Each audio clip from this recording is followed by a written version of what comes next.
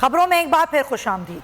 खबरों के सिलसिले को आगे बढ़ाते हैं। यहां पर आपको बताएं कि एन 245 में ज़िमनी इलेक्शन कमीशन का सिक्योरिटी के लिए पाक फौज और रेंजर्स तैनात करने का फैसला।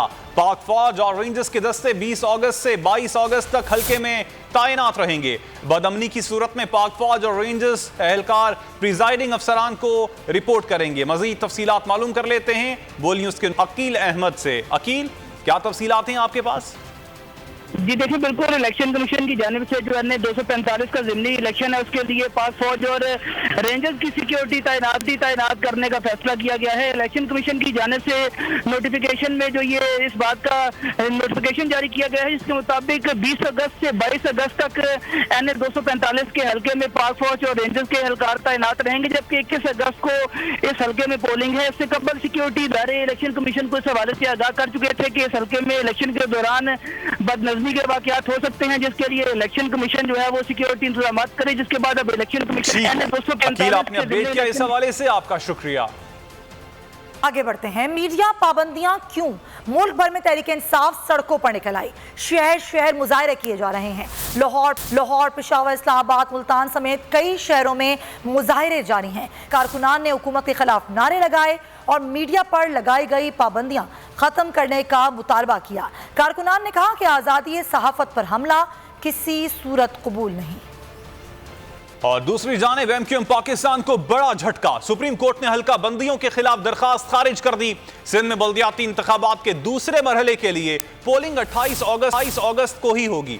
चीफ जस्टिस ने रिमार्क्स दिए कि इलेक्शन कमीशन और हल्का बंदी कमेटी के साथ बैठकर मामला हल करें। पोलिंग से चंद दिन कबल पहले मरहले का इलेक्शन रोकने की इस्तदा की गई। पाकिस्तान को बड़ा झटका। हल्का बंदियों से मुतालिक दरख्वास्त खारिज। सुप्रीम कोर्ट में सिंध में हल्का बंदियों के खिलाफ एमक्यूएम पाकिस्तान की दरख्वास्त की समाअत हुई। चीफ जस्टिस सुमरता बंदयाल ने रिमार्क्स दिए कि जो नकात हाई कोर्ट में नहीं उठाए उन्हें अपील में नहीं सुन सकते। दरख्वास्त गुजार पहले मुनासिब फोरम से रुजू करे और ये जंग मुतल्लिका फोरम पर लड़े। चीफ जस्टिस ने रिमार्क्स दिए कि हाई कोर्ट ने कहा जनवरी से जून तक क्यों सोए रहे। पोलिंग से चंद दिन कबल पहले मरहले का इलेक्शन रोकने की इस्तदा कर दी। इलेक्शन कमीशन और हल्का बंदी कमेटी के साथ बैठकर मामला हल करें। बल्दियाती इंतखाबात मुलतवी नहीं कर रहे। दूसरे मरहले की पोलिंग 28 अगस्त को ही होगी। चीफ जस्टिस ने कहा कि एक हल्का 10 लाख और 7 वाला 4 लाख का हो तो ये ज्यादती है। जनूबी पंजाब के लोगों को भी मुनासिब नुमाइंदगी न होने का शिकवा है, जिसकी वजह से जनूबी पंजाब को अलग सूबा बनाने का कहा जा रहा है। इलेक्शन कमीशन को मुस्तकबिल में इन मामलात को देखना होगा। जमात इस्लामी कराची के अमीर हाफिज नईमुर रहमान ने सुप्रीम कोर्ट के बल्दियाती इंतखाबात से मुतालिक फैसले को खुश आइन करार दे दिया है। हाफिज नईमुर रहमान का मजीद क्या कहना था, बता रहे हैं अकील अहमद। जी देखें, बिल्कुल जमात इस्लामी के कराची के अमीर हाफिज़ नईमुर रहमान साहब इस वक्त हमारे साथ मौजूद हैं, तो उनसे सवालात करते हैं कि जो कराची में बल्दियाती इंतखाबात होने जा रहे हैं और ज़िमनी इंतखाबात हैं, उसके हवाले से उनका क्या कहना है। हाफिज़ नईमुर रहमान साहब, बताइए कि आज सुप्रीम कोर्ट ने एक फ़ैसला जैसे आप क्या कहना चाह रहे हैं? इस सुप्रीम कोर्ट का फ़ैसला बिल्कुल दुरुस्त है और अब कोई भाम नहीं है। 28 अगस्त को बल्दियाती इलेक्शन कराची में होंगे और जाहिर सी बात है कि बाज़ जमातें फ़रार हासिल करना चाह रही थीं और उन्होंने हर जगह कोशिश की। और चूँकि ये जमातें 35 साल से कराची के साथ ज़्यादतियाँ कर रही हैं और पीपल्स पार्टी के साथ मिलकर इलेक्शन को डिले कराने की तमाम टैक्टिक्स उन्होंने इस्तेमाल की हैं और बहाना मुख्तलिफ बनाते रहे, तो उनके पास आर्गूमेंट भी नहीं थे और जो प्ली लेकर गए थे उसके रिगार्डिंग उन्होंने कोई प्रॉपर आर्गूमेंट भी नहीं दिए। तो हमने भी कोर्ट से यही अपील की, दरख्वास्त की कि जो भी चीज़ें हैं तहफ़्फ़ुज़ात अपनी जगह, लेकिन इलेक्शन वक्त पे होने चाहिए। पहले ही 2-2.5 साल गुजर गए हैं, बल्दियाती इलेक्शन नहीं हो रहे हैं। तो फिर ऑनरेबल चीफ जस्टिस ने अपना फ़ैसला लिखवाया है। तो ये कराची के लोगों की फ़तह मैं समझता हूँ कि अब उन्हें कम अज़ कम बल्दियाती इदारे और शहर का मेयर तो मिल जाएगा इस इंतखाब के बाद। और जो हालात इस वक्त शहर कराची के हैं, तो इम्कान है कि इंशाअल्लाह इसके नतीजे में कुछ बेहतरी पैदा होगी, पेशरफ्त होगी। जी, हाफिज़ नईमुर रहमान साहब ने जो सुप्रीम कोर्ट का फ़ैसला है उसका खैर मकदम किया है और ये कहा है कि जमात इस्लामी सिंध में जो बल्दियाती इंतखाबात हैं उसके हवाले से पूरी तरह तैयार हैं। ठीक, आपका शुक्रिया। मेगा सिटी में बाराने रहमत बरसी और फिर हस्बे साबिक शहर में मसाइल निखर कर सामने आ गए। रोशनियों का शहर कराची अब कचरा सिटी बन चुका है। अहम सड़कें खंडर बन गई हैं। सड़कों पर पड़े गड्ढे मजीद गहरे हो गए हैं। शहरियों के लिए सफर किसी अजियत से कम नहीं। जगह जगह लगे गंदगी और गलाजत के ढेर इंतजामिया की नाअहली का मुंह बोलता सबूत हैं। सिंध हुकूमत के बड़े बड़े दावे अवाम को मुंह चिढ़ा रहे हैं। शहर की शनाख्त, टूटी हुई सड़कें, उबलते गटर और जगह जगह कचरे के ढेर हैं। सड़कों पर बारिश का पानी, हिचकोले खाती गाड़ियां। हालिया बारिश सिंध हुकूमत के तमाम दावे अपने साथ बहा कर ले गई। स्ट्रक्चर मजीद बर्बाद हो गया। तबाहाल गलियों, सड़कों और अहम शाहराहों की हालत मजीद बदतर हो गई है। अब कचरा सिटी बन चुका है। बरसाती नाले कचरे के ढेर में तब्दील हो गए। सड़कों पर जगह जगह कचरे के ढेर लग गए। सैवरेज का निजाम भी तबाह। निकासी आब न होने के बायस कई इलाके जोहड़ में तब्दील हो गए। ताफुन से बीमारियां फैलने लगी। एक मरतबा फिर शहरी ये कहने पर मजबूर हो गए हैं कि मुल्क के खजाने में 70% रेवेन्यू देने वाला शहर कराची क्यों लावारिस है।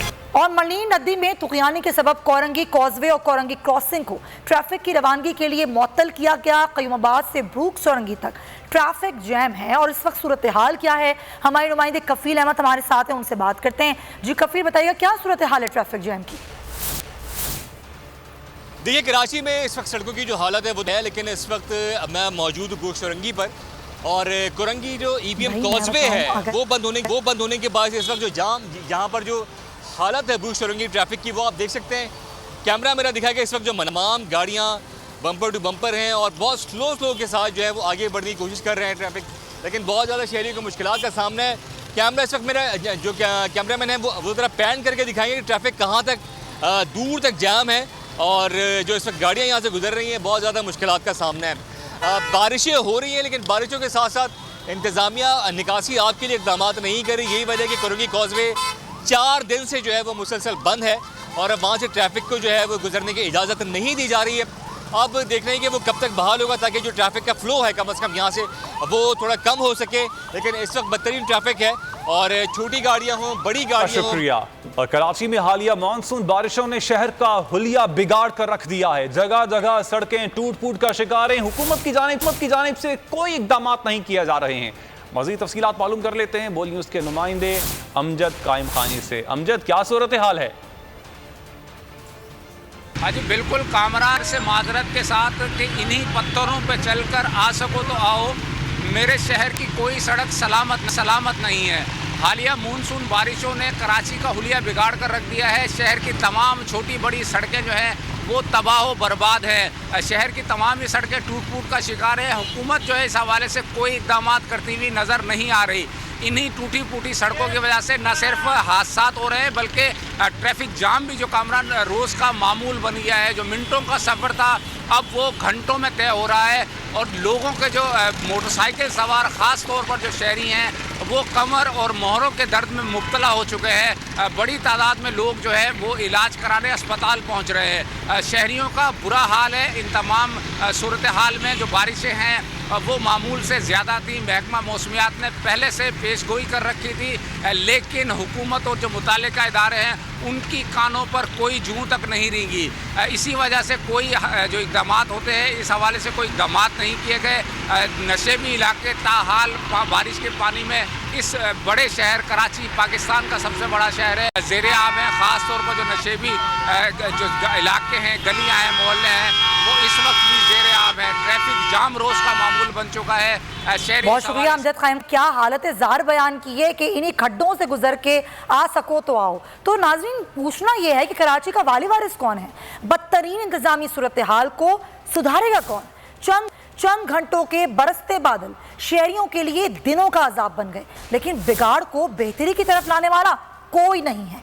शहरी किस को पुकारें, किस से फरियाद करें, सुनने वाला कोई है ही नहीं।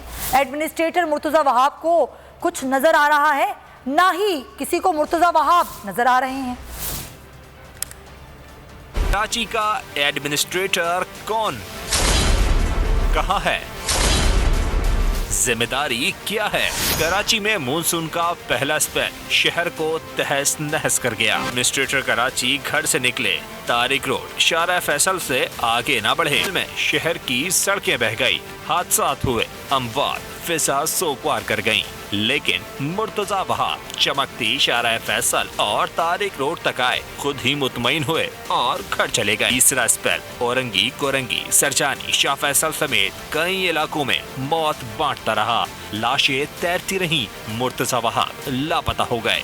चौथे स्पेल के बाद शहर की सड़कों पर मौत के कुएं बन गए, संकीर्ण हादसात मामूल बन गए, लेकिन मुर्तजा वहाब बाहर न निकले। पांचवा स्पेल शहरियों के लिए बड़ा इम्तिहान बन गया। मिनटों का सफर 4-4 घंटे तवील हो गया। मलीर नदी, कॉजवे, काला पुल समेत कई इलाकों में बारिश का पानी मौत के गढ़ों ने सफर दुश्वार तरीन बना दिया। लेकिन मुर्तजा वहाब को कुछ नजर आया न मुर्तजा वहाब किसी को नजर आए। मुर्तजा वहाब कहाँ गए? रास्ते के बावजूद रास्ते में क्यों नहीं आ रहे? यहां पर आपको बताएं कि पीटीआई ने आईजी जेल को अहकाम देने की खबरें मुस्तरद कर दी। पीटीआई का कहना है कि इमरान खान से मुताल्लिक ऐसी खबरों में कोई सदाकत नहीं है।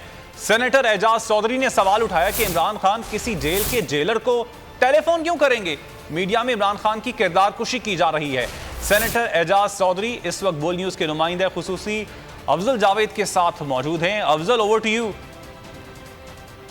हाँ जी, मैं इस्लामाबाद में मौजूद हूँ, जहाँ एक तरफ पाकिस्तान तहरीक इंसाफ ने प्रेस फ्रीडम के हवाले से रैली निकाली और प्रेस फ्रीडम के ऊपर मुकम्मल इत्मीनान का इजहार किया कि मुल्क में जो है आज़ादी सहाफ़त होनी चाहिए। इस वक्त पीटीआई के सीनियर रहनुमा सेनेटर एजाज चौधरी साहब हमारे साथ। एजाज साहब, प्रेस फ्रीडम के हवाले से रैली भी निकाली और चेयरमैन पीटीआई इमरान खान के हवाले से एक प्रोपेगेंडा शुरू कर दिया गया है कि उन्होंने जो जेलर हैं डाला जेल के, उनको फ़ोन किया है।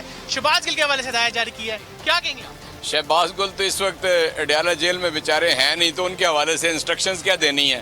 पहले तो जो यानी जो भी लोग प्रोपेगेंडा कर रहे हैं जिनका आपने जिक्र किया है, पहले तो उनका दिमाग काम नहीं करता। अब मुझे लगता है कि हवास बाख्ता भी हो गए हैं। यानी इमरान खान के हज़ारों मेंबरान असम्बली, साबिक वज़रा, मौजूदा वज़रा, सूबाई हुकूमत मौजूद है अगर कोई बात किसी से करनी है, इसलिए इससे ज़्यादा लग़्व बात और कोई हो नहीं सकती। अच्छा, क्या समझते हैं जो अब ये कि प्रोपेगेंडा मुहिम शुरू की जा रही है इमरान खान के खिलाफ, किस मकसद क्या है, क्या समझते हैं आप? इमरान खान ऐसा गिफ्टेड आदमी है अल्लाह की तरफ से, जब से उसने सियासत का आगाज़ किया है उसके खिलाफ प्रोपेगेंडा करते ही रहे हैं, लेकिन अल्लाह ने वो उसको शान अता की है कि कभी भी किसी का मनफी प्रोपेगेंडा उसके बारे में पनप ही नहीं सका। तो चलना क्या है? बिल्कुल, ये थे सेनेटर एजाज चौधरी जिनका यही कहना था कि जो भी प्रोपेगेंडा किया जा रहा है सिर्फ इमरान खान की किरदार कशी के लिए किया जा रहा है। इस हवाले से आपने हमें अपडेट किया, आपका शुक्रिया। इसी हवाले से बात करने के लिए इस वक्त हमारे साथ मौजूद हैं सीनियर तज्जियाकार समी इब्राहिम साहब। बहुत शुक्रिया समी साहब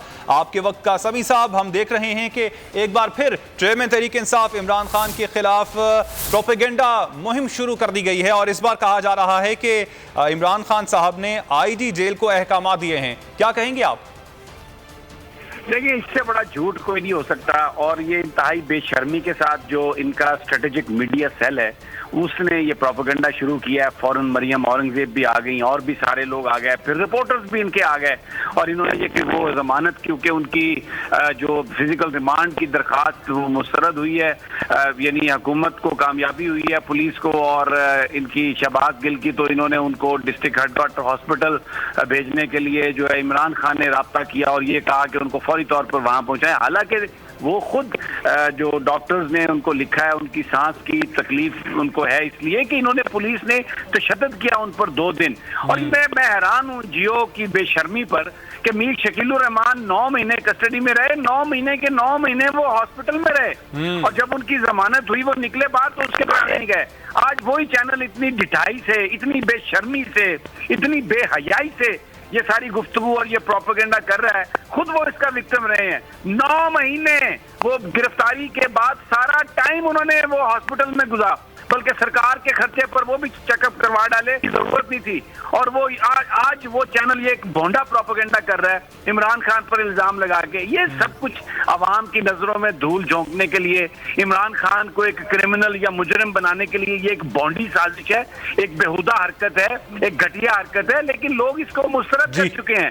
इसीलिए 17 जुलाई को इनको इलेक्शन में शिकस्त फाश हुई और आइंदा भी ऐसे ही होगा। और ये जो आप अवामी राब्ता मुहिम देख रहे हैं इसमें भी आप देखिएगा लोग किस तादाद में शरीक होते हैं। ये सिर्फ एक उसको शहबाज गिल को पुलिस के पास लाकर मार पीट कर एक इमरान खान के खिलाफ इतराज़, और हर चीज इनकी इस वक्त ये प्रोपेगेंडा जो मशीन है वो इफेक्टिव है ताकि ये बदनाम कर सके इमरान खान को।